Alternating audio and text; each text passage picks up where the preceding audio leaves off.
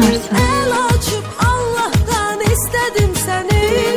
Gemli günlerimi silip bitirdim. Ben senin aşkına tutsak olduğundan beri özgürüm Sadık abi. Yapma. Buz olmuş yüreğime yazı getirdim.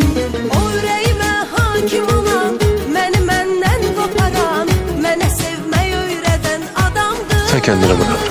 Gecelerimin sahibi, Bu gece son kez o ayrılmayacağım. sevdiğim biridir. Ömrüme derman olan adamdı. Son kez. O yüreğime hakim olan, beni menden koparan, mene sevmeyi öğreten adamdı. Gecelerimin sahibidir, o sevdiğim biridir. Ömrüme derman olan adamdı.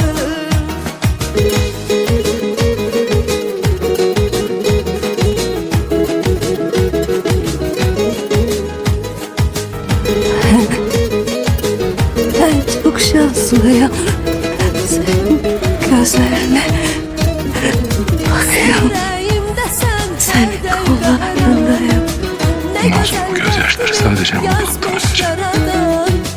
Nene yaşamak için heves getirdim. Üzümü güldüren sevdiğim insan. El açıp Allah'tan istedim seni. Gemli günlerimi silip bitirdim. Sen bana en büyük hediye oldun. Buz olmuş yüreğime yazı getirdim. O yüreğime hakim olan, beni menden koparan, mene sevmeyi öğreten adamdı. Gecelerimin sahibidir, o sevdiğim biridir. Ömrüme derman olan adamdı. O yüreğime hakim olan, beni menden koparan, mene sevmeyi öğreten adamdı. Gecelerimin sahibidir, o sevdiğim biridir. Ömrüme derman olan adamdı.